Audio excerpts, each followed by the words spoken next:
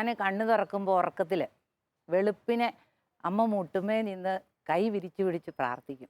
ഇന്നത്തെ വിശുദ്ധ കുർബാനയ്ക്ക് പള്ളിയിൽ ചെന്നപ്പോഴും ഞാൻ അറിയാതെ തന്നെ ഞാൻ മുട്ടുകുത്തും, കമന്ന് നെറ്റി തൈയിൽ മുട്ടിച്ച് പ്രാർത്ഥിക്കും. ദൈവത്തിൻ്റെ വചനം കേൾക്കാൻ ഇടയായപ്പം എനിക്ക് മനസ്സിലായി, ഈ എൻ്റെ ഭർത്താവിനുള്ള ആസക്തിയേക്കാൾ, മദ്യപാന ആസക്തിയേക്കാൾ കൂടിയ ആസക്തി എനിക്കുണ്ട്.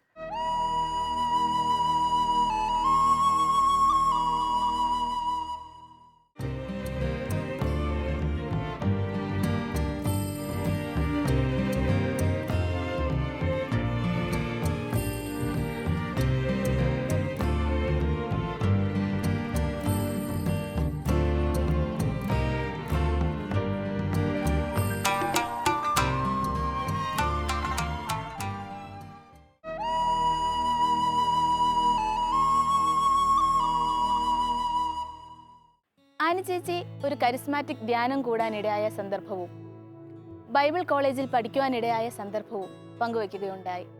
എങ്ങനെയാണ് പ്രീച്ചിങ് രംഗത്തേക്ക് അല്ലെങ്കിൽ സുവിശേഷ പ്രഘോഷണ മേഖലയിലേക്ക് കടന്നു വന്നത്? ഡിവൈനിലാണ് അന്ന് ആദ്യമായിട്ട് അൽമായർക്ക് വേണ്ടിയിട്ടുള്ള കോളേജ് സ്റ്റാർട്ട് ചെയ്യുന്നത്. ആദ്യമായിട്ടാണ് സഭയിൽ. അപ്പോൾ അതിന് പോയി ഞാൻ അഡ്മിഷൻ എടുത്തു.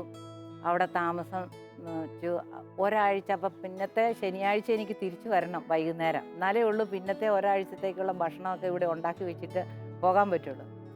അപ്പോൾ അവർ എന്നോട് പറഞ്ഞു, അങ്ങനെ വിടില്ല, ഇത് റെസിഡൻഷ്യൽ കോഴ്സാണ്, ഇവിടെ ഡേ ആൻഡ് നൈറ്റ് പ്രോഗ്രാം ഉണ്ട്, ഉറങ്ങാനുള്ള സമയം മാത്രമേ ഫ്രീ ടൈം ഉള്ളൂ, പിന്നെ ഔട്ട്റീച്ച് പ്രോഗ്രാംസ് ഉണ്ട്.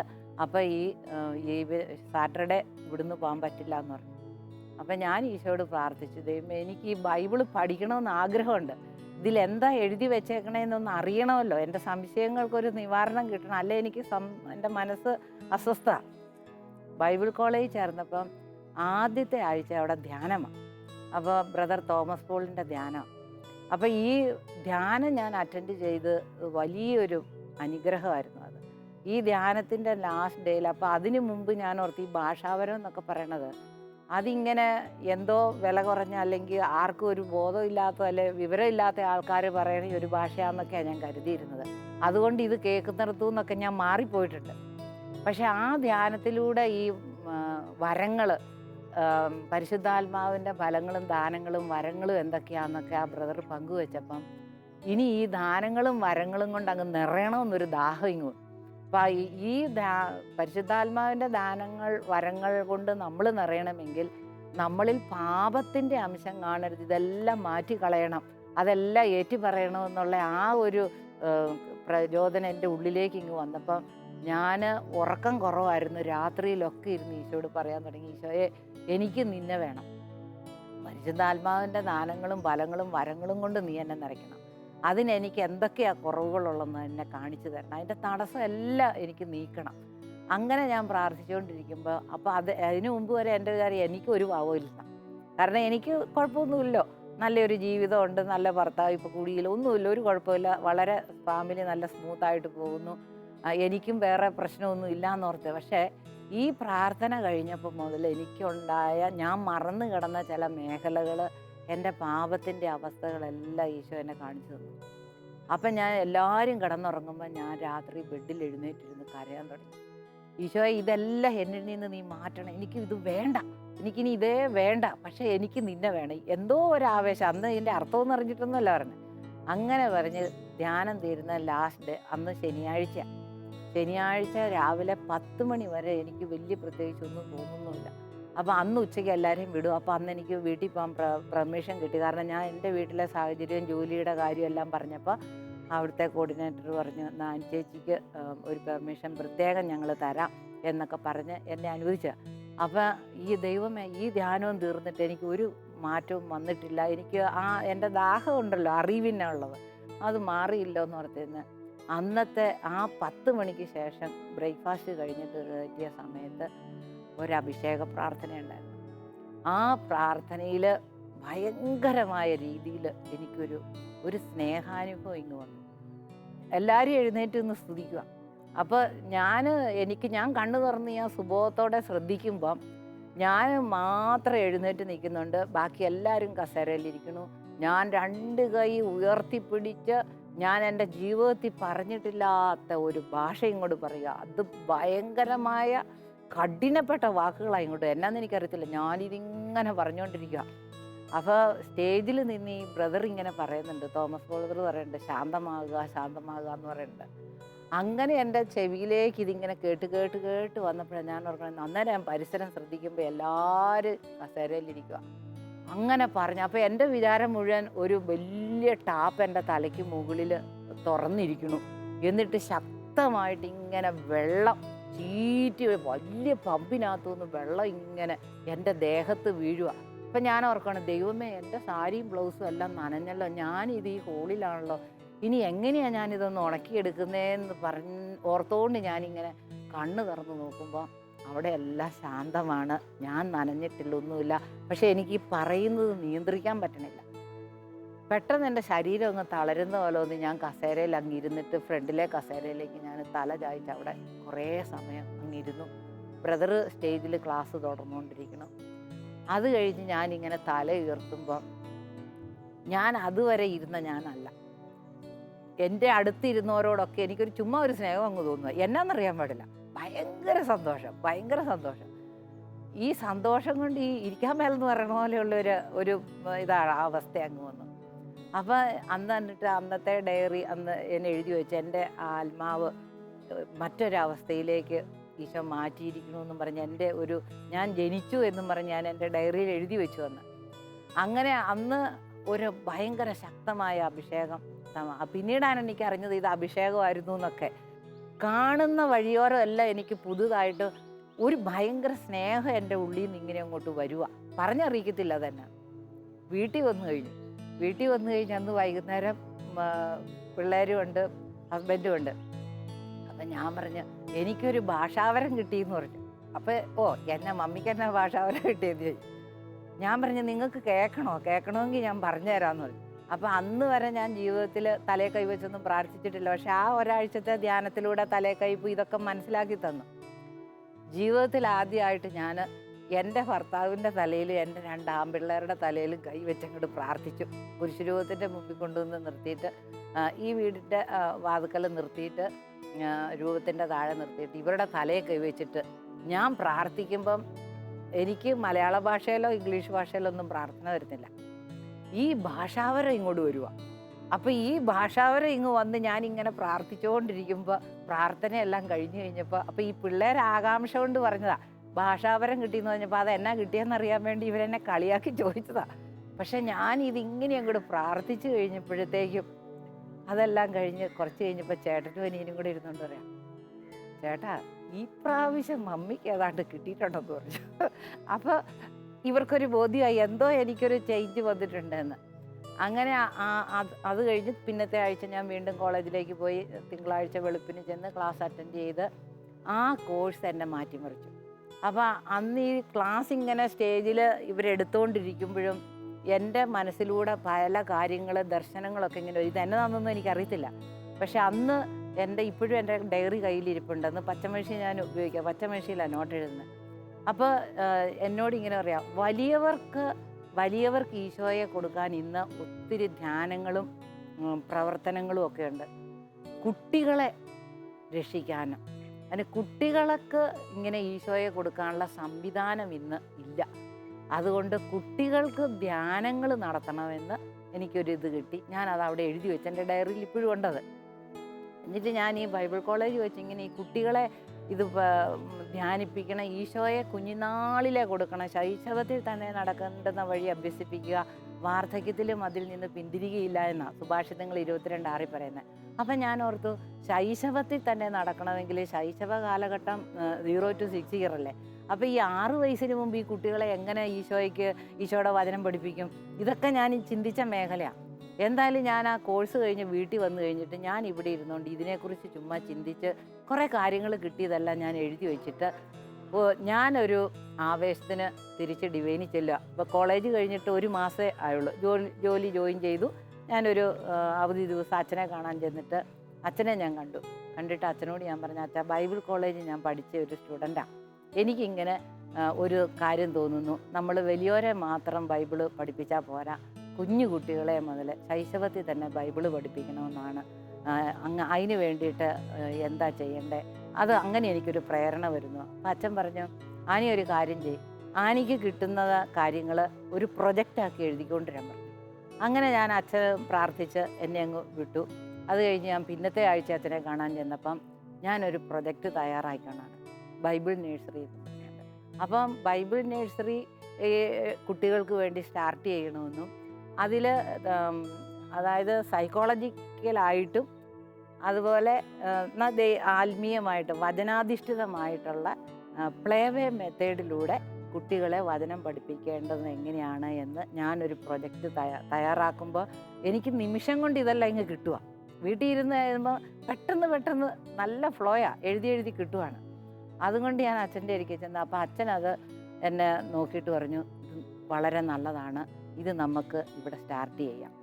അപ്പം എന്നോട് പറഞ്ഞു, ഇത് സ്റ്റാർട്ട് ചെയ്യണമെങ്കിൽ പഠിപ്പിക്കാൻ ആൾ വേണ്ടേ, എനിക്ക് പഠിപ്പിക്കാൻ ചെല്ലാൻ പറ്റില്ലല്ലോ. അപ്പം എന്നോട് ഷാനി ഒരു കാര്യം ചെയ്യുക, നമുക്ക് കുറച്ച് പേരെ വിളിച്ചു കൂട്ടിയിട്ട് ഈ മെത്തേഡ് അങ്ങ് പഠിപ്പിച്ചു കൊടുക്കാം, എന്നിട്ട് അവരെ കൊണ്ട് നമുക്ക് ക്ലാസ്സുകൾ എടുപ്പിക്കാം, ഇത് തമ്പുരാൻ്റെ ഒരു പദ്ധതിയാണെന്നൊക്കെ പറഞ്ഞ് അച്ഛൻ അനുഗ്രഹിച്ചു വിട്ടു.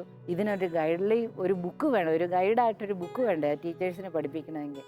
അങ്ങനെ പറഞ്ഞ് ഒരു ബുക്ക് തയ്യാറാക്കി. അതാണ് കളിപ്പാട്ടം എന്നും പറഞ്ഞ് ഒരു പുസ്തകം തയ്യാറാക്കി. അത് തിമാറ്റിക് അപ്രോച്ചിലാണ്. തിമാറ്റിക് അപ്രോച്ചിൽ സൈക്കോളജിക്കലായിട്ട് പ്ലേവേ മെത്തേഡിലൂടെ ദൈവത്തെ, ഈശോയെക്കുറിച്ചുള്ള ആ അറിവ് കുട്ടികളിൽ ശൈശവത്തിൽ തന്നെ കിട്ടത്തക്ക രീതിയിൽ അത് ചിത്രങ്ങളോടുകൂടി തയ്യാറാക്കിയ ഒരു പുസ്തകമാണ്. അത് കളിപ്പാട്ടം എന്നാണ് പേര്. ഡിവൈനാണ് ആ ബുക്ക് പബ്ലിഷ് ചെയ്തത്.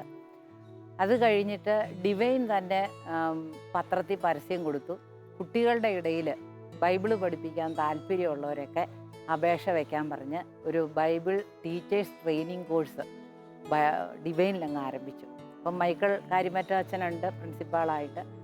അങ്ങനെ 10 ദിവസത്തെ കോഴ്സ്. അപ്പോൾ എനിക്ക് യാതൊരു മുൻപരിചയമില്ല, ഒന്നുമില്ല. പക്ഷേ ആ കോളേജ് പഠനത്തിലൂടെ കർത്താവ് തന്ന ആ ഒരു അഭിഷേകത്തിൽ നിന്ന് അച്ഛനും കൂടെ സപ്പോർട്ട് ചെയ്ത് അച്ഛൻ്റെ പ്രാർത്ഥനയെല്ലാം ആയിട്ട് ഈ ബുക്കും പബ്ലിഷ് ചെയ്ത് ഇതിൽ വെച്ച് ട്രെയിനിങ് കൊടുക്കാൻ തുടങ്ങി. അപ്പോൾ ആദ്യത്തെ ട്രെയിനിങ് ബാച്ചിൽ തന്നെ ഒത്തിരി സിസ്റ്റേഴ്സും അൽമായരായിട്ടുള്ളവരും കടന്നു വന്നു. 10 ദിവസം താമസിച്ച് അവിടെ ട്രെയിനിങ് കൊടുക്കുക. അപ്പം ഞാനും ഉണ്ട്, എൻ്റെ കൂട്ടത്തിൽ ജിൻസി എന്ന് പറയുന്ന MSMIയിൽ ഒരു സിസ്റ്ററും ഉണ്ട്. സിസ്റ്റർ ഇങ്ങനെ നഴ്സറി സ്കൂളിൽ പഠിപ്പിച്ചുകൊണ്ടിരുന്ന ഒരു സിസ്റ്റർ. അപ്പോൾ ആ സിസ്റ്റർ ഫസ്റ്റ് ബാച്ചിൽ ഇത് പഠിക്കാൻ വന്നപ്പോൾ ആ സിസ്റ്ററിന് കുറച്ചുകൂടെ ആക്റ്റീവായിട്ട് ഡാൻസൊക്കെ കളിക്കാൻ അറിയാം. അപ്പോൾ പിന്നത്തെ ബാച്ച് തുടങ്ങിയപ്പോൾ ഈ സിസ്റ്ററിനെ അതിനകത്തേക്ക് ഇങ്ങനെ ഡാൻസും ആക്ഷൻ സോങ്ങൊക്കെ പഠിപ്പിക്കാനായിട്ട് സിസ്റ്ററിനെ എടുത്തു. ഞാൻ തിയറി ആയിട്ട് ക്ലാസ്, എന്തിനാണ് നമ്മൾ കുട്ടികളെ ഇത് പഠിപ്പിക്കേണ്ടതിൻ്റെ ആവശ്യം, എങ്ങനെ പഠിപ്പിക്കണം, ഇതുകൊണ്ടുള്ള മെച്ചം, ഇതെല്ലാം നമ്മൾ ക്ലാസ് ആയിട്ട് കൊടുക്കുക. അങ്ങനെ പ്രാക്ടിക്കലും തിയറിയും കൂടെ ഒന്നിച്ച് 10 ദിവസം കൊടുത്ത് അങ്ങനെ ഒരു 9 ബാച്ചോളം നമ്മുടെ ഡിവൈൻ ധ്യാനമേന്ദ്രത്തിൽ തന്നെ വെച്ചത് നടത്തി. ഇന്ന് നമ്മുടെ കോതമംഗലം രൂപതയിൽ പലയിടത്തും ഈ ട്രെയിനിങ് കൊടുക്കുകയും ഇന്ന് ഒത്തിരി അൽമായ സ്ത്രീകൾ ഇത് ഏറ്റെടുത്ത് അവിടെ ബൈബിൾ നഴ്സറി സ്റ്റാർട്ട് ചെയ്ത് തുടർന്നു വരുന്നുണ്ട്. ഒത്തിരി നല്ലൊരു അനുഗ്രഹമായ കാര്യമായിട്ട് കുട്ടികളുടെ ഇടയിൽ ഇതിന് നടക്കുന്നുണ്ട്. ഇങ്ങനെ അന്ന് ഞാൻ ഈ പുസ്തകം അത് തയ്യാറാക്കി, അത് കഴിഞ്ഞ് ഈ പുസ്തകമൊക്കെ തയ്യാറാക്കി ട്രെയിനിങ് കൊടുക്കുന്നത് എന്നെ ആദ്യമായിട്ട്, ഞാൻ ഈ ബൈബിള് പറഞ്ഞ് ക്ലാസ്സൊന്നും എടുത്തിട്ടില്ല. ഒഫീഷ്യലായിട്ടൊക്കെ ഞാൻ പോയി നമ്മൾ സാമൂഹിക സാമ്പത്തിക അങ്ങനെയുള്ള കാര്യങ്ങളെക്കുറിച്ചൊക്കെ ക്ലാസ്സുകൾ എടുത്തിട്ടുണ്ട് നേരത്തെ. പക്ഷെ ബൈബിളിനെ ഒരു വാക്ക് പോലും കാണാതെ അറിയത്തില്ല, പറയാനും അറിയില്ല. പക്ഷെ ഞാൻ ഒരു വചനം പഠിക്കണം കാണാതെ എന്നോർത്തുകൊണ്ട് ഞാൻ ആദ്യം കാണാതെ പഠിച്ച വചനമാണ് കർത്താവായ യേശുവിൽ വിശ്വസിക്കുക, നീയും നിൻ്റെ കുടുംബവും രക്ഷ പ്രാപിക്കുക. അപ്പോസ്തല പ്രവർത്തനം 16:31. ഇത് ഞാൻ അടുക്കളയിൽ കൊണ്ടുപോയി എഴുതി വെച്ചും കാണാതെ പറഞ്ഞ് ആ ഒരു വചനം പഠിക്കാൻ ഒത്തിരി ദിവസങ്ങൾ ഞാൻ ഏറ്റെടുത്തിട്ട് ഈ പിള്ളേരെയൊക്കെ പറഞ്ഞു കേൾപ്പിക്കുമായിരുന്നു. ആ വചനം ഞാൻ കാണാതെ പഠിച്ചിട്ടുള്ളൂ, അതേ ഒരു വചനം എനിക്കറിയാവുള്ളൂ എന്ന്. അങ്ങനെ കഴിഞ്ഞ് ഒരു ദിവസം ഞാൻ ആരാധനയുടെ മുമ്പിലിരുന്ന് ഇങ്ങനെ പ്രാർത്ഥിച്ചുകൊണ്ടിരിക്കുമ്പം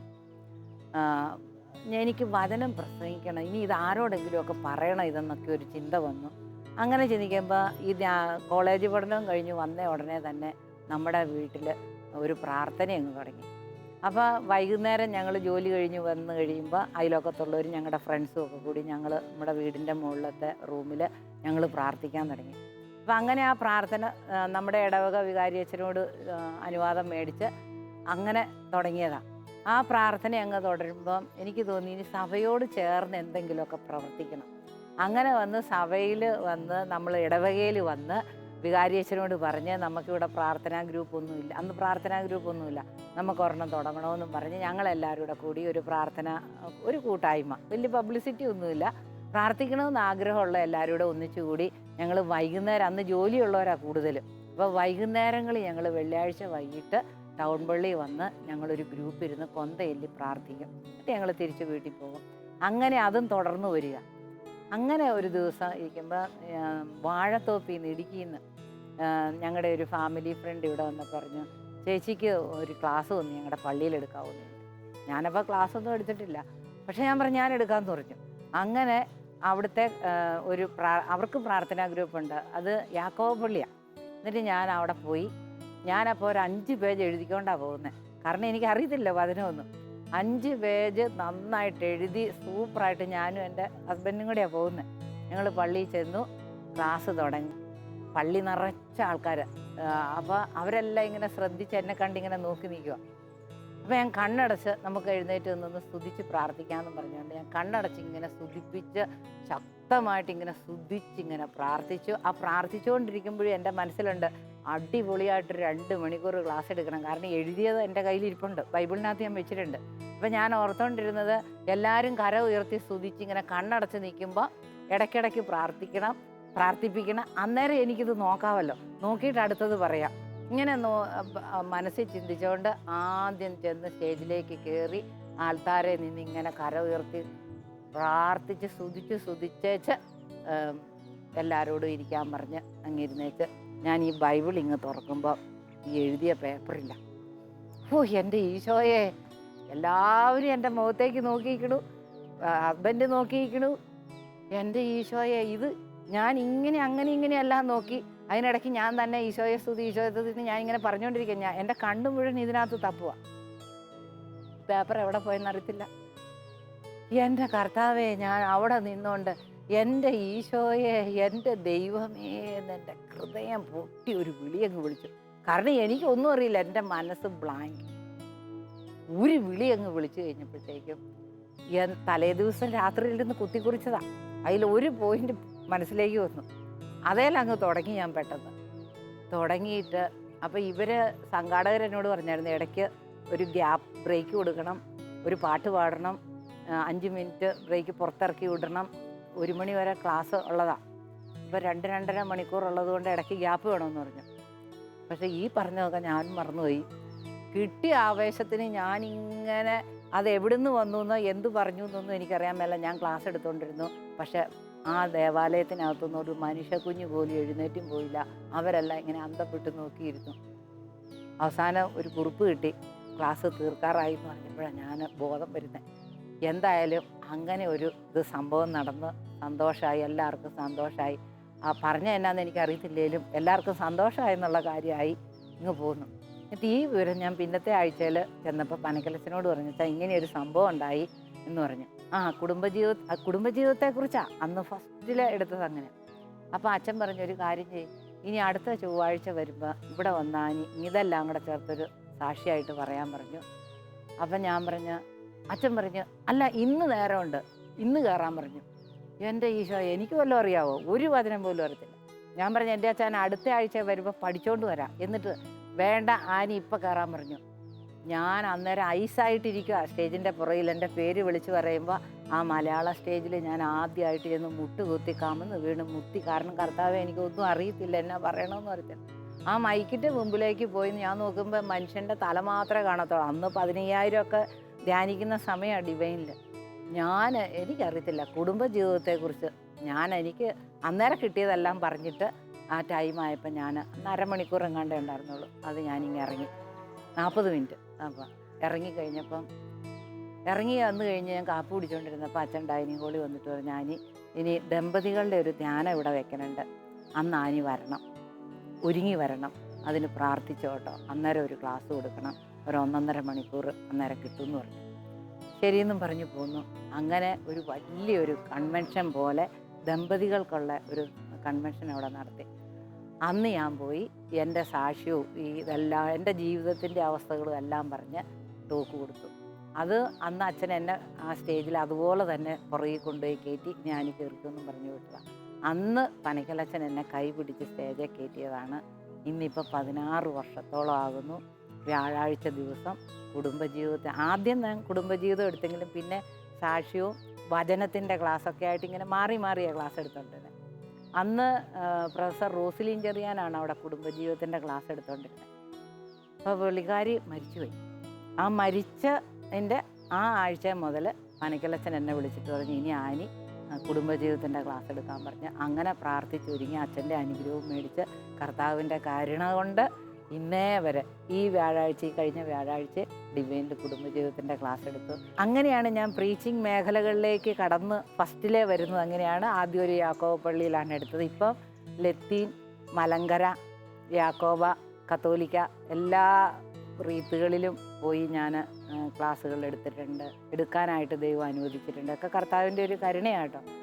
അതുപോലെ ഇങ്ങനെ നമ്മൾ ഈ പ്രീച്ചിങ് മേഖലയിലേക്ക് കടന്നു വന്ന് ഇത് നടന്നുകൊണ്ടിരിക്കുന്നതിൻ്റെ ഇടയ്ക്ക് ആ സ്റ്റാർട്ടിങ്ങിൽ തന്നെ കർത്താവ് മറ്റൊരു ദൗത്യം തന്നു. ഞാൻ ആരാധനയുടെ മുമ്പിലിരുന്ന് പ്രാർത്ഥിച്ചുകൊണ്ടിരിക്കുന്ന സമയത്ത് എനിക്കൊരു പ്രചോദനം കിട്ടുവാണ്, ഈശോ തരുവാണ്. ഇനി രക്ഷയിലേക്ക് ലോകത്തെ നയിക്കാൻ സ്ത്രീകളെ ഒരുമിപ്പിക്കണം. ഇപ്പോൾ ബൈബിൾ നഴ്സറി ഇങ്ങനെ നടന്നുകൊണ്ടിരിക്കുന്നു, അതിൻ്റെ ട്രെയിനിങ് കൊടുക്കുന്നു, പലയിടത്തും സ്റ്റാർട്ട് ചെയ്യുന്നു, അതിന് ക്ലാസ് എടുക്കാൻ പോകുന്നു. രൂപതകളിലൊക്കെ പോയി കാറ്റഗീസം ടീച്ചേഴ്സിന് നമ്മുടെ രൂപതയിൽ കോതമംഗലം രൂപതയിലൊക്കെ പോയി ഞാൻ സോണ് തിരിച്ച് ക്ലാസ് കൊടുത്തിട്ടുണ്ട്. അപ്പോൾ അങ്ങനെ നടന്നുകൊണ്ടിരിക്കുമ്പോഴാണ് ഈ കാര്യങ്ങൾ. അപ്പോൾ എൻ്റെ ഈശോ എന്താണ് സ്ത്രീകളെ ഒരുമിച്ച് കൂട്ടേണ്ടതെന്നൊക്കെ ഇങ്ങനെ ആലോചിച്ചും പ്രാർത്ഥിച്ചും ഒക്കെ ഇരുന്ന് അങ്ങനെയാണ് ഈ എസ്തർ ധ്യാനം സ്റ്റാർട്ട് ചെയ്യുന്നത്. സഭയിൽ എൻ്റെ ആചാര്യന്മാരോട് ഗുരുശ്രേഷ്ഠന്മാരോട് ചോദിക്കാതെ ഞാൻ ഇന്ന് വരെ പുതിയതായിട്ട് കിട്ടുന്ന യാതൊന്നും ഞാൻ പറയാറില്ല മറ്റുള്ളവരോട്. അപ്പോൾ ഈ മെസ്സേജ് ഇങ്ങനെ കിട്ടിയപ്പം ഞാനത് പനക്കലച്ഛനോട് ചെന്ന് പറഞ്ഞു, അച്ഛാ ഇങ്ങനെ സ്ത്രീകളെ ഒരുമിപ്പിച്ച് കൂട്ടണമെന്നൊരു ഇത് കിട്ടുന്നുണ്ട്, അച്ഛാ എന്നാ ചെയ്യണ്ടേ? എന്നിട്ട് എന്നോട് പറഞ്ഞ് ആനി തുടർന്നും പ്രാർത്ഥിക്കാൻ പറഞ്ഞു. അങ്ങനെ പ്രാർത്ഥിച്ചിട്ട് ഇരിക്കുമ്പോഴാണ് അതായത് വിവാഹിതരായ സ്ത്രീകളെ ദൈവിക ആ സ്നേഹത്തിലേക്ക് കൊണ്ടുവരണം എന്നുള്ള ഒരു ആശയമാണ് മനസ്സിൽ വന്നത്. അനേക കുടുംബങ്ങളുടെ പ്രശ്നം മനസ്സിലാക്കിയപ്പോൾ എനിക്ക് തോന്നി അതിനകത്ത് അടിസ്ഥാനപരമായിട്ട് കിടക്കുന്നത് സ്ത്രീകളെ ദൈവത്തിൽ നിന്ന് അകറ്റിയ ചില മേഖലകൾ മനസ്സിലായി. ഇപ്പം ഞാൻ ഓർത്തു, സ്ത്രീ ശക്തയാണെങ്കിൽ, അതായത് ദൈവിക സ്നേഹം കൊണ്ട് നിറഞ്ഞാൽ സ്ത്രീയുടെ ഉദരത്തിലാണ് കുഞ്ഞ് രൂപപ്പെടുന്നത്. അപ്പോൾ ആ കുഞ്ഞ് ഗർഭത്തിൽ വെച്ചും വളരുമ്പോൾ അമ്മയുടെ വികാരങ്ങളെല്ലാം കുഞ്ഞിനെ സ്വാധീനിക്കുന്നുവെങ്കിൽ ആ സമയത്ത് ഈ ദൈവിക സ്നേഹം കൊണ്ട് ഈ കുഞ്ഞിനെ നിറച്ചാൽ കുഞ്ഞ് പുറത്തു വരുമ്പം ദൈവ പൈതലായിട്ട് ജനിക്കും. പിന്നെ അതിനെ അമ്മിഞ്ഞ പാലൂട്ടി വളർത്തുമ്പോഴും അതിനെ 3 വയസ്സ് വരെ എങ്കിലും അമ്മ പരിചരിക്കുക. അപ്പോൾ അമ്മയുടെ മടിത്തട്ടിലായി കുഞ്ഞ് വളരുന്നത്. അപ്പോൾ ഈ സമയത്ത് ഈ അമ്മ ദൈവിക സ്നേഹം കൊണ്ട് നിറഞ്ഞിരുന്ന ഈ സ്നേഹം അമ്മയുടെ വാക്കിലൂടെ സ്പർശനത്തിലൂടെ അമ്മിഞ്ഞപ്പാലിലൂടെ ഈ കുഞ്ഞിലേക്ക് പകർന്നു കിട്ടും. ഈ കുഞ്ഞ് വളർന്നു വലുതാകുമ്പോൾ പിന്നെ 3 വയസ്സ് കഴിയുമ്പോൾ വേദപാഠ ക്ലാസ്സായി സഭയുടെ പ്രവർത്തന മേഖലയിലേക്ക് കുഞ്ഞ് കടന്നു ചെല്ലും. അപ്പോൾ ഇതിനെ വളരെ നല്ലൊരു ദൈവവൈതലായിട്ട് വളർത്തിയെടുക്കാൻ സമൂഹത്തിന് ദാനം ചെയ്യാൻ സാധിക്കും എന്നൊരു കാഴ്ചപ്പാട് കിട്ടിയപ്പോൾ ഈ സ്ത്രീകളെ അതിനു വേണ്ടി കരുത്തുറ്റവരാക്കണം. കാരണം നമ്മുടെ സ്ത്രീകൾക്കറിയില്ല, ഒത്തിരി വിദ്യാഭ്യാസം അല്ലെങ്കിൽ ഒത്തിരി ലോക പരിചയമുള്ള സ്ത്രീകൾക്കും ആത്മീയ തലത്തിലൊരു ദാരിദ്ര്യം ചിലർക്കൊക്കെ കണ്ടിട്ടുണ്ട്. അപ്പോൾ അത് പരിഹരിക്കണമെന്ന് പറഞ്ഞ ഒരു ചിന്ത വന്ന് അതിലൂടെ ഉരുത്തിരിഞ്ഞതാണ് എസ്തർ ധ്യാനം. ബൈബിൾ നഴ്സറി സ്ഥാപിക്കുന്നതിനോടനുബന്ധിച്ച് കളിപ്പാട്ടം എന്നൊരു കൃതി ചേച്ചി രചിച്ച് ഡിവൈൻ പബ്ലിഷ് ചെയ്യുകയുണ്ടായി. പിന്നീടും തുടർ രചനകൾ ഉണ്ടായിട്ടുണ്ടോ? ഉണ്ടായിട്ടുണ്ട്.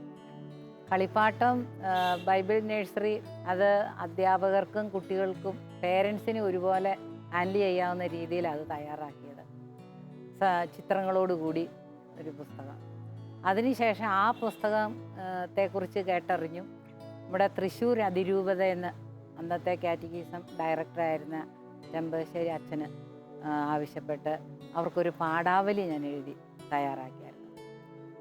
അത് 1ാം ക്ലാസ്സിന് മുൻപ് പ്രീ സ്കൂൾ ആയിട്ട് ബൈബിൾ നഴ്സറി അവർ സ്റ്റാർട്ട് ചെയ്തു.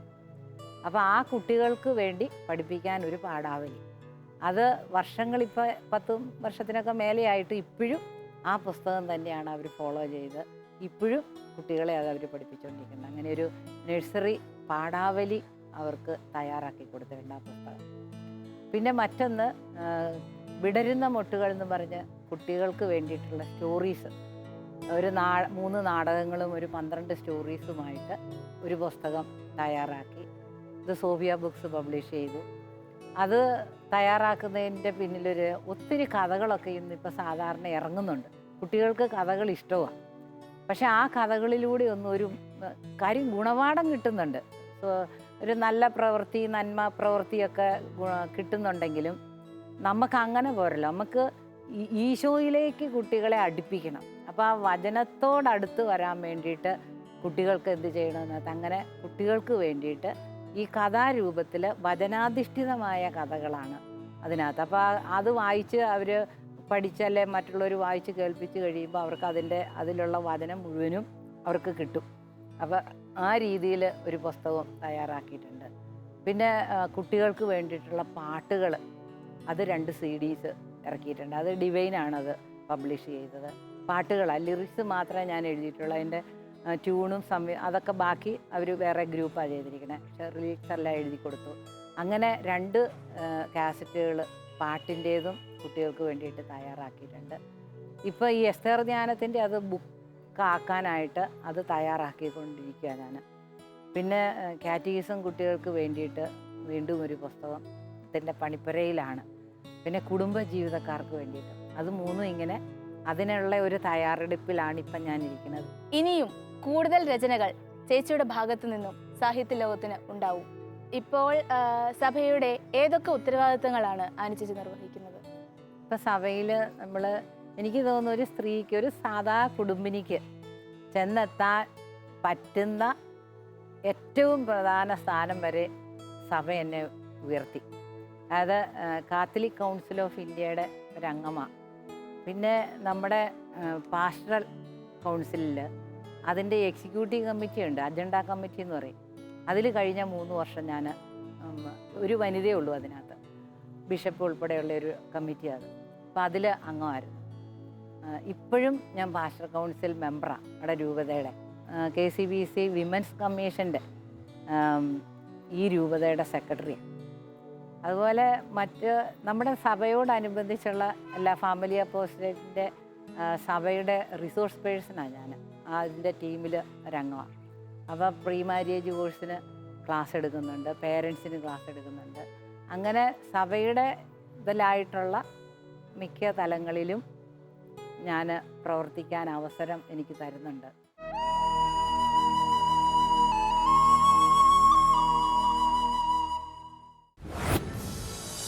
കത്തോലിക്ക സഭയുടെ പുത്രിയാണ് ഞാനെന്നുള്ള ഒരു അവബോധം എനിക്കുണ്ട്. കത്തോലിക്ക സഭ എന്നെ ഒത്തിരി വളർത്തിയിട്ടുണ്ട്. ശുശ്രൂഷ ജീവിതത്തിലെ സഹനങ്ങൾ, ആരോടും പങ്കുവയ്ക്കാൻ മേലാത്ത സഹനങ്ങളൊക്കെ വലിയ അനുഗ്രഹത്തിൻ്റേതായിട്ടും വലിയ ജ്ഞാനത്തിൻ്റെ ഇതായിട്ട് ഒരു മനസ്സിലാക്കി തരലുമൊക്കെ ആയിട്ട് കർത്താവ് അത് മാറ്റിത്തരുന്നുണ്ട്. അതുകൊണ്ട് ഒരു ഭയവുമില്ല. കർത്താവായ യേശുവിൽ വിശ്വസിക്കുക, നീയും നിൻ്റെ കുടുംബവും രക്ഷ പ്രാപിക്കും. കുടുംബം എന്ന് പറഞ്ഞാൽ കുഞ്ഞുങ്ങളും അപ്പനും അമ്മയും മാത്രമല്ല എന്നാണ് ഞാൻ വിശ്വസിക്കുക. നമ്മുടെ ഗോത്രം, തലമുറകൾ രക്ഷയിലേക്ക് കടന്നു വരും.